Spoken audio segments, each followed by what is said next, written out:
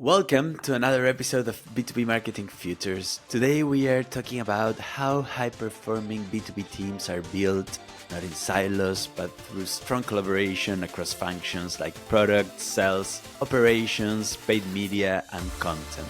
Our focus in this episode: what does it really mean to operate as one team? How do you stay aligned, share content, and execute together, especially when goals, systems, and timelines don't always line up? I'm joined by brilliant guests who live this challenge every day. But before we dive in, let's go around for quick introductions. So please tell us your name, your role, and a bit about what your team is focused on right now. Who wants to go first? I can go first. Hi, my name is Allison Connor. I have been in B2B SaaS marketing for about 14 years, focused on product marketing. Right now, I'm running my own consulting firm. So I work with clients every week that you need to go in and figure out what's wrong, how to fix it, make it right again. And that is really going into companies and figuring out where is the friction? Where is the silos in your company, and why are the leads not coming in, and where does it break in the funnel? So that's why I really try to go in and really bring teams together as one, because I really feel sales and marketing, it needs to be one team to make it work. Awesome. Thank you so much. Sophia? Yeah, another product marketing here. So it makes sense for me to go next. Hi, I'm Sophia. I'm a product marketer at Atlan, which is a data governance platform. I have spent unexpectedly my entire career in the data software space. So one of the technical sides of B2B tech industry. And currently we're in the thick of core product marketing work. We are 2 weeks away from our two largest conferences and trade shows of the year for us, as well as reworking our company narrative. So a lot of collaboration and strategic planning happening all at once right now. Amazing. Please tell us all those stories. Paula? Yeah, I'm Paula Medeiros. I am a digital growth marketeer, and I stayed 10 years in agency side, more focused on creating the campaigns and the creatives, the messages, etc. And now the past 6-7 years, I've been on the client side, and always in B2B tech, large companies. Now I'm with Palo Alto Networks, is one of the leaders in cybersecurity globally. And I'm in the global growth marketing team, helping them to be the best growth marketing team they possibly can. We are a quite small team. Actually, Palo Alto is not a large company. It's one of the smallest I've been in. With that, lots of resource restraints. We need to do more with less all the time, budget restraints, and all the other difficulties, as you all mentioned already, the difficulty in collaborating with other teams, silos, building up our MarTech at the moment, which is super important and is the platform for everything we do. And I think it's one of the main pain points now as we're moving things around and how to work better. And on top of all of this, as you probably could have mentioned as well, eventually is that the AI, how to incorporate AI and leverage AI and work better with everything that's happening. I think right now there's a lot of changes in marketing as a workspace. Yeah, it would be very exciting to talk to you about all of that. Thank you so much, Paula. Chris? Thanks, Joaquin. So my name is Chris Beaton. I'm a marketing specialist and a journalist, and I've worked across public and private sector for the last 19 years. Currently work for a company called Wood Mackenzie, who are a global insight business partner, providing data and insight and also consulting for the energy value chain. So anything across renewables and natural resources that then covers a whole host of different products and services to allow our clients to make informed decisions. And I'm the global lead for the consulting practice within Wood Mackenzie. So working cross-functionally across different regions and different departments and roles within Wood Mackenzie to deliver on awareness of the services that we deliver for clients. Awesome. Thank you so much for those great introductions. Let's start with the first question about defining what does high performance look like when teams operate as one. How do you stay aligned across sales, product, marketing, and operations? What impact does that have on execution? Well, first, I think it's really important when you're working together and trying to bring everyone together as a team. I like to use like sort of a shared document that's more of like a voice of the customer, and everyone worked together, just contributing to that document, the content, the objections, what the sales reps are seeing, what products seeing. Everyone has a different agenda. Marketing is wanting MQLs, and sales is wanting to make money, and product is wanting adoption. So it's sort of to start there to keep everyone aligned as one, so we can sort of get everyone to have, priority with everyone, and then sort of go from there. Yeah, Awesome. And sorry, one question is that one document, like one big Word document, or is a series of documents? It's really, I think it needs to start as the voice of the customer as one document. And I think I've always found product marketing sort of owns that document. And when we have our meetings once a week, we can add to it what happened on a customer meeting this week. Where are the roadblocks? What are the customers saying? What's not working? What's working? Why aren't they deploying? Those sort of things. Why are they dropping off? Why are they doing a 30-day trial and not coming back? Really the nuts and bolts of it. So we're all on the same page why it's not working. So one team's not saying marketing's not doing enough. And then someone's like, well, sales isn't selling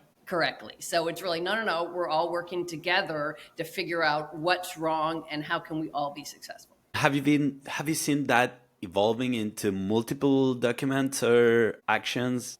Yeah, I mean, I think it does. Like if I'll sometimes start that also, say we're doing a launch and we start 3 months ahead of time. I use that in the same way, so everyone's on the same page doing a launch. That same thing with product and sales. It may break out into different pieces, but there always has to be one core, and sales can contribute on one page, marketing on another, but I kind of like to own that so I can bring all the information together. So when we have like our weekly 1 p.m. meetings, that we're all together and we can talk about it for an hour, and then we can move forward for the next week. That's awesome. Thank you.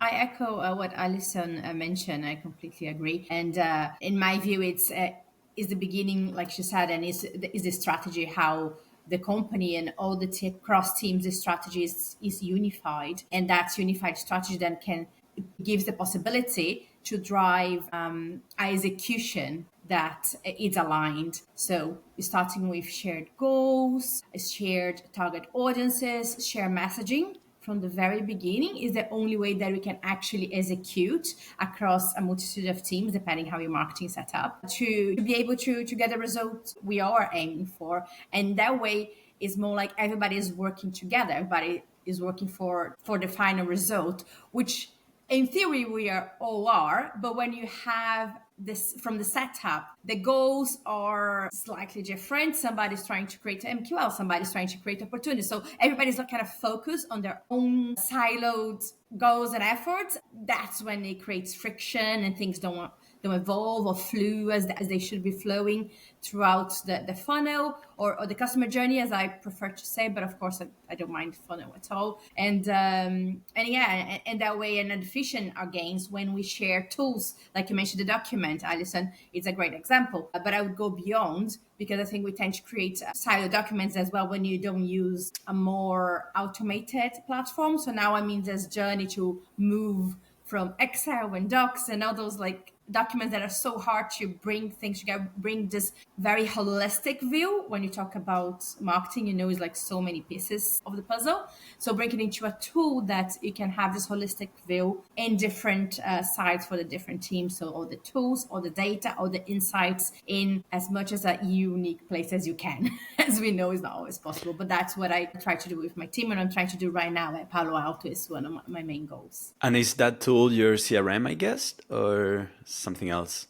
So no, at the moment it's actually a project management tool, but a project management tool that talks to the other possible tools that we have, because in paid media there are so many platforms and they all talk to each other in certain ways. So from my team, what we really need is a strong project management, that we can see everything that the team does to align the goals, the evolving goals, because things keep changing. And also then the dashboard, ultimately the results, and the dashboard is just a unique dashboard as well that is like to choose. So ideally we would have those two views of the world, of our world, and from a planning perspective and from a results perspective, but they all align in a level. And the same for the other marketing teams as well. So we can give them visibility, or they want to know how many X type of campaigns we're doing in X region for the X speedboat, or whatever slice and dice they wanted to check.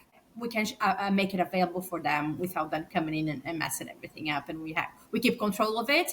But also we define ownership. We know exactly, okay, this is what we are responsible for, but before, until we get here, so the other team was responsible, so we need to work together to make sure what we're receiving is the best way possible. And we talk all the time, make sure they understand what kind of content we need, if we're talking about the content pieces that the campaigns team create, for example. And also then moving forward, the sales, how they take our MQLs, or it's how to move forward and have all this feedback, this continuous conversation, this ongoing collaboration at all times. It sounds really easy, but we all know how difficult that is. Of course, project management is it's a whole concept. It's a lot of effort in doing that. And Joaquin, from my perspective, really the high performance starts with culture and values. So really stepping out from a clear and shared goal perspective. So looking at the OKRs, the objectives, and how they actually cross over different teams and how they interlink. And then really creating a unified strategy and vision from that. And I think under those elements, then you can really look at efficient resource allocation. You can look at sort of the processes that help with rapid decision making and problem solving. But also then ultimately it's all about an improved customer experience really across more cohesive efforts. And really at the end of the day, that's what the different functions, different department, different roles are all trying to do is actually improve getting closer to the customer, understanding the customer, and then through high performance really delivering value to that customer group. And I think through sharing those sort of OKRs, objectives, and having a very clear vision does allow a lot more cross-functional collaboration to just happen a bit more organically, and fosters that sort of trust, I think, across an organisation and across different teams to deliver against sort of that common goal for the business, really. Yeah, and in our briefing call, Chris, you mentioned that your team is evolving OKRs to reflect brand influence and buying intent, especially since attribution is so tricky in long sales cycles, right? So how have those changes in OKRs have been received across teams? Yeah, so in terms of the process that we've been going through and we've been working very, very hard on, is really looking at that shared effort and really recognising that actually the value for the customer comes from a very consolidated and cohesive view of how we can actually add value to that customer. So I think from really at a very senior level, having that very clear steer and direction, and then being able to translate that into different team OKRs and different department OKRs, but ultimately that feed up into this overall vision. I think that's critical because it then means we're all pulling in the same direction. It allows for greater innovation. It allows for us all to pull in the same direction and to understand where different teams are coming from to either improve their processes, to improve their product, to improve the way they're targeting audience groups or the way that they're working. And that then goes into attribution as well, and recognising that different teams and different touch points for a client have different impact on actually the business success. So certainly there's a lot of hard work that goes into making high performance teams, but I think once you get to a point where that is sort of set as a very clear vision and standard, it just frees everyone up to actually focus on sort of making sort of a real go and sustained effort for sort of business success. Echoing that, I think we'll get into a whole bunch of tactical stuff a little bit later in the conversation, but what it feels like for a high performance team to be aligned and be collaborating well is that when you are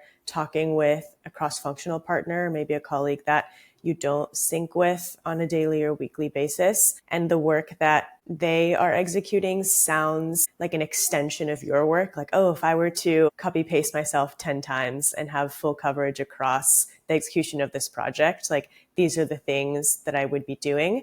You know, the narrative that I'm working on as a product marketer is what enablement is creating training materials about. It's what sales is framing their pitch around. It's the ads are repeating the message across channels. And so that creates a sort of cohesion and momentum that eliminates all of the context sharing and realignment friction points of like, oh, I'm tackling this problem from this angle and using these words, but we're doing it this way. And so let's now have a 1-hour meeting to determine which way we're going to do it for this next project or this next step. And so there's, it's tricky. There's a whole bunch of different ways you could approach it. Chris, to echo your point, I think there's a certain amount of OKR and goal alignment from leadership of what is our company's biggest priority for this quarter or this half. And then that gets carried through individual goals of regardless of what the company goal is, if your goals as how you are measured as an individual contributor, as a manager from your team are different, then there's going to be some amount of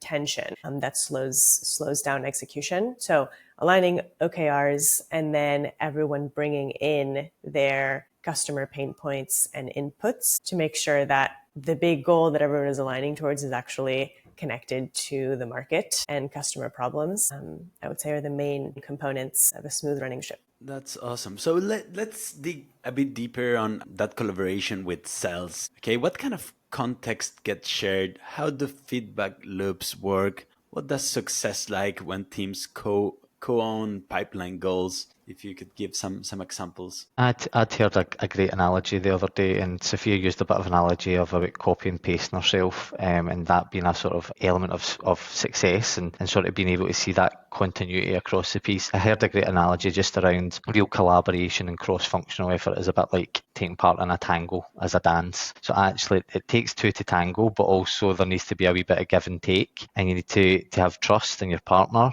to actually have a really sort of smooth and sort of high performing dance. And the ones that you see that are very executed very well almost seem effortless. And I think for me, working with other departments, other teams, that's the point you want to get to, is it's very second nature. There's that trust, there's that enablement to be able to actually look at regular cross-functional meetings and updates, joint planning and goal setting, collaborative problem solving, cross-training and almost job shadowing opportunities. So one of the things I always like to do is actually get as close to the customer as I can. So working with colleagues, say within the consulting area that I sort of lead the marketing on, and liaising with those consultants to get as close to the customer as I can and understand. And then really having open feedback channels between departments to say what's working well, what are areas of improvement, and ultimately how can we help each other, because to echo what Sophia had said earlier as well, that shared goal and sort of having clarity of it is really what everyone's pushing towards. Coming from that viewpoint straight away, I think breaks down a lot of barriers to actually then working effectively together across different teams. I probably have a bit of an unpopular thinking about this, because it's probably my biggest pain point as a digital marketeer, as a growth marketeer. If you think about it, what I do with the paid media, we are probably the most distance from the sales team. So in various different settings in big companies, I did work alongside BDR teams, providing briefings, doing all the things, the lovely things that are great and that Chris just described. And I agree with all of that. I think that has to happen. But the reality of it is that those briefing calls, those feedback loops, everything that we work so hard and really trying to understand what's happening with the leads we create, always got, at least in my experience with many different large companies I work with, it gets to a blank wall. We don't have feedback. The constant feedback that are not direct to us, it's just indirect, comes to the leads are not great, so nobody processes the leads. And it's a volume game, as we know in paid media. We do need a volume. We get a conversion later on. The conversion normally 2, 3, 5% if you're lucky. So it's always something that I didn't crack yet. I don't have an answer. I don't know apart from what Chris described, which we know is what we're supposed to be doing. But in reality, for me, my experience is it just doesn't work. It's something that is so difficult. I did not have a good experience yet with collaborating with BDR teams and sales teams from the digital side, from the growth team. I do believe that perhaps field marketing teams have a better relationship, which the alignment is much stronger. And that's another thing as well as in the setting that you were, right? So I did have previous settings that, okay, we actually doing this collaboration with the BDRs, and then a couple of years down the line, actually, you don't need to talk to BDRs. You don't need to talk to sales. We just completely removed from that role in that conversation. And that's what I'm at right now as well with Plato. We don't have that collaboration, but we're talking about it, that perhaps start aligning ourselves and start this conversation and have that happening again. So it's a back and forth of the paid media marketing function of and how to align and collaborate and work together with BDRs and sales and etc. So this is my 2 cents. And yeah, and Paula, and the main friction there is because they just don't like the leads that marketing provides in your, like, I not believe specific so. examples, but in general. Okay, Yeah, okay. I believe so, because if you go back to what's paid media, okay, somebody that joined an event online perhaps, or somebody that downloaded a piece of content that was gated, or no one, but 3 or 4, whatever, how many it takes to become marketing qualified leads, right? And they get those people, and they normally said, oh, they don't remember to download that piece of content, or they never heard about us, so how they are a marketing qualified lead. So you have all those back and forth, which it will happen. And then we go back to the volumes. Okay, so we need to generate 100,000 to get 3,000 through, or whatever it is. It's a lot of work, so they always go to the leads. The conversion to opportunity to actual sales, it just becomes much harder. That my what I advocated this point is that I don't think what we do in paid media should go to the BDRs. I think there's the whole nurturing process in the media. So there's the growth idea that needs to be aligned and added to this experience, to the funnel, to the journey. So the journey needs to be looked at a lot more carefully than just downloading 4 piece of content and become MQL. But of course, there's a lot of hard work to get to a point that your journey is really working and there is no friction. Of course. I think with my last organization was a pretty large organization. So we had over 1,000 salespeople globally. So the approach was a little bit different, because it's almost like so many leads were inbound. We were just fighting each head of each PMM who ran a product. We're just fighting for our product. We're fighting for them to, because they had enough leads, they could sell any product. So, I felt like to really, especially globally, get on board. We would, train, the sales teams, but I would personally go on, like, I would call it like a sales roadshow. And I would pick like 30 sales teams, even if they were small, asked to be in there, Monday morning meetings, asked to come up with a deck, ask for 15 minutes and just really get in there, pitch it again, to tell them how to sell it, how to co-sell on another, how to upsell from another product, why it was similar, and then answer their questions. Because I think sometimes we had SDRs, we had BDRs, we had, all the things. There was just a lot of product. So they would get confused on exactly, wait, what is this? And wait, how do I sell this? Because I have so many different technical products to sell that sometimes I think as a PMM, you got to be the glue, and you got to just get in there and really train them over and over and over again, especially because not all PMMs will do that. They would just think my product's the favorite of the company, so they're just going to sell it. And I'm like, the little person, like, no, sell my product. So just a little bit different, but I just think it's really about that connection. So the SDRs, the BDRs, everyone, if they have a question and they're on with a customer or trying to sell to a customer, that they can just reach you on Teams and they know you're going to answer. And so just give them the education to sell. Yeah, and on top of that, you need to put the campaigns, right? One thing are how complicated the products are, but then if a lead comes from this campaign, should I sell this product or this product or both? Or yeah, right? It's like, because there were probably, 8 really technical products they're selling, and they all have different personas, and they also, it's a lot for a BDR. Like, say, who's been in the job for 6 months. It's a lot to figure out what it is. So it's like you really sort of have to help them along. I'm keen to hear, how do you turn those insights, all that amazing feedback that BDRs give you, like, I don't understand actually this product, into action? How do you frame campaigns, products, etc.? Yeah, I think, again, it starts from the training. You need to really train these BDRs and SDRs, like what this product is, like how to sell it and who the persona is. So then once I get some feedback from, everything that's happening down there, where they're struggling, why they're not picking my product out of the queue, whatever the reason is, then since PMM products, is in charge of all the messaging, then I'm I might rewrite the messaging.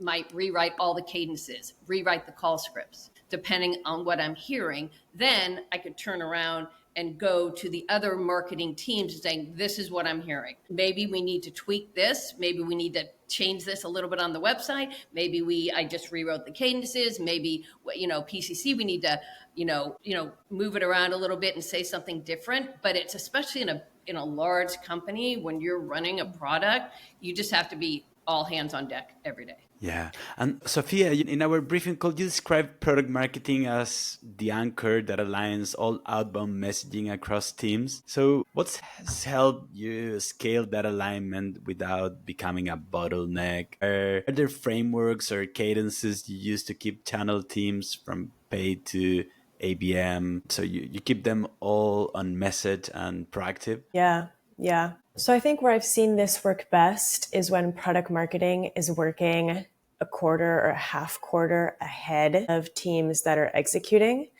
The transition is obviously a painful one when you are creating the messaging for the current quarter and the next one at the same time. But if you manage to get through that hump, then while current campaigns are running, product marketing is working on either the next iteration or based on what product is building for the next quarter, like the messaging, the expanded messaging, the new theme that incorporates the product and strategic and event customization for the next quarter, so that by the time we get to the execution cycles of what channels are we going to activate, what are the designs going to look like, we've already done some upfront enablement at marketing kickoff, at sales kickoff on quarterly basis, where we say these are the themes. That also means, from a point of view of collaborating with sales in the field and customer facing folks, that there are some feedback cycles that need to happen upfront. Feedback is sometimes a trade-off between do you ship something fast or do you collect feedback and improve it and make sure that everyone is aligned and happy with it? I found that a happy medium is to have a core group of feedback providers that you've already established trust with. These could be a couple of sales folks across different regions, a technical salesperson or two who has a deep understanding of the product, and maybe a couple of post-sales folks who are then more on the adoption side rather than the sales side of a product or a message or an event. And when we are in the final draft stage, before we get to those big enablement meetings where we need people chanting to the beat of the same drum and saying this is the source of truth for what we're going to do in the next quarter, now go execute, we've had a couple of well-scoped feedback rounds with people that we trust and collected their perspectives. Because sometimes product marketing and anyone really leading the charge on something siloed that's just your team, even with all the context in the world, you don't have the same perspective as folks on the field. And so taking a week or two for small subject matter experts, trusted field members to say okay, do I see myself confidently pitching this successfully the way that it's framed right now? What's missing from the bill of materials that we're going to produce in the next quarter? What might be extra? Really helps sharpen the scope of the plan for next quarter, so that when we show up to marketing planning, we can say, this is the plan. Now let's all get in motion together. I would go beyond even Sophia, and I agree with everything you said, but I think that the way the marketing teams operate, it should be even much ahead than just a quarter or half a quarter. It should be 1 or 2 quarters ahead. You have the product marketing developing something, then you have the campaign team creating the content from that messaging and whatever they first establish. And then you have the execution, the paid media team executing in the channels and in markets, having normally larger budgets put it across. And nothing happens within a few weeks. As we know, is a long process. Of course, the planning is aligned, but the planning from when you start developing something new for your product until it goes to market is at least a 6-month cycle, I would say. Until nowadays, as much as quick as possible, we can. There's so many tools nowadays that are so fast to produce content, but the reality of actually going through all the rounds of approvals that are needed, everybody needs to, sign it up, everything, and all the teams involved. The actual cycle for content, for a campaign, for execution is, at least in the large companies I've been have experience with, is at least 6 months. And that's a great, but I think, go ahead. I'm just going to insert a quick comment that is a great point for listeners as well, that how upfront you plan is based on your company's rhythms of business and how product ships. So for context, Outland is a 400 person startup right now. And so our product team can maximum plan a quarter ahead. And that's a lot of lead time for us. At a bigger company, that may be, 6 months, 12 months, something else. Yeah, I would wish I ever had that much time. That would be amazing. That's And I not think a as lot of well- time. That's Nope.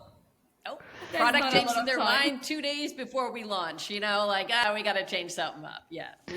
Yeah. And I think there is probably a happy medium as well, because there is a lot of fluctuation in markets that everyone's operating in at the minute. There's a lot of changes in terms of what customers are needing. And yeah, I think having a set process where you can try and follow it, but I think there does need to be an element of flexibility within planning to be able to respond to market events or market cycles where you actually have to get something out quite quickly to be able to respond to a particular customer need. Yeah, that flexibility is so important. I come from a B2C background and in consumer packed goods, and actually planning there takes like 2 years before you launch something. But also you need to have that flexibility. If a client is asking for a change, or if you see an opportunity in the market, you need to be able and prepared to launch something in 3 months. And I think the same thing is in B2B, right? Correct. Flexibility and You never agility. So you need to have all set up to be able to pivot any point that somebody decides something needs to change, and then everybody moves. And that's really why collaboration is so important, and sort of breaking down silos and sort of cross-functional planning, because coming from a shared viewpoint allows you to be more agile and be more innovative in terms of how you try to approach the market and then approach some of the challenges that you're facing. I have a specific thinking idea of, because one of the questions was about handoffs, right? How to, I guess, move the leads and move the customers around in the different teams. And I think just the idea of the handoff, the concept of handoff is not a great one. I think we need to move along. And what I prefer to use nowadays with my team is talking about a connected journey mindset instead. And it kind of what we already mentioned, of having a holistic view of everything that's happening for all teams. So there is not a handoff. It's like, oh, I got this here now, and now it's off to you to go. Everybody's following the trends, seeing what's happening at all times. So it's a smooth, it's more like a transition rather than a handoff. And the conversations and the collaborations, everything is, of course, is super important. But for that to happen, we need that unified journey mapping that starts from planning the strategy, that what's developed up to execution point and off to sales. So I think that's just one point that I'd like to make, that I haven't had a chance yet. And it's something that I'm working really hard to happen in reality, because as you imagine, it's not very easy, and it's all dependable on the teams that everybody work together, but also how we are set up as a business and all the tools we have around us to make it possible to have that holistic view and making our teams perform better and deliver the results we need to. Yeah, and having that continuous journey, I think it requires a paradigm change from sales selling to sales educating and just showing the resources that your company have available. Like the importance that Alison mentioned about education on the products and the campaigns and everything, is putting all the resources there available for sales, so they can share this and not being pushy, but being confident that this is the right content, and letting leads to consume content as they like, and when they are ready they will come to you. But of course that requires that paradigm change, that sales actually is educating and using the available resources, and instead of just closing a deal by the end of the month. I think that increase in closing deals, it's the result of a process that when teams operate as one, right? When education is the center point of the organizations. Yeah, and any educational resources that get ultimately used and shared externally is a result of a lot of repetition and trust building. I think for all of us, there was a thread of trust of when working cross-functionally. It is so much easier when your colleagues already know who you are and what you do and believe that your work will be helpful to achieving their goals. And so to kind of close the loop here on high performing teams, I think you have that feeling of cohesion as an outcome of a lot of repetition. As a marketer, it's not enough to just run a campaign or produce a piece of content and then move on to the next one. It almost feels redundant, the amount of internal enablement and repetition and like redirecting people to your documents and links and campaign dashboards. But that's really part of the process of then having a unified, rich external customer experience and marketing campaigns that are engaging and well consumed and successful. So a lot of repetition for trust. Yeah, and from my perspective, really high performing teams, it's like any relationship, it's about communication, engagement and effort. And you have to have all three sort of to actually show and build that trust, as Sophia mentioned. So being able to start from a point of trust just allows you to look at pain points, to allow you to approach something from a very solutions focused perspective. And it takes time. It's not, some of the examples I gave are perhaps a bit utopian as well in terms of some of my viewpoint. But there has been experience that I've had in the past where you've had to have a change in focus and a change in sort of culture and vision. And it does take time and it does take effort, but the effort is then duly rewarded because you are working more collaboratively, more cross-functionally to actually deliver ultimately for the client. And that's why we're all really here, is actually to get the right product or service into the client's sort of ecosystem that actually helps them sort of address an opportunity or help solve a problem, really. So that for me is sort of the key areas. Yeah, and also on building that trust, something that has been working really well for our clients is when they have that agreement that the accounts that they are engaging with are good quality accounts. If everyone aligns that you are engaging with the right accounts, that sales and marketing alignment friction is reduced a lot, because they don't have that like contradiction that they are engaging with accounts that are a bad fit. Maybe they don't understand specifically which product or which campaign, but if they see value that this account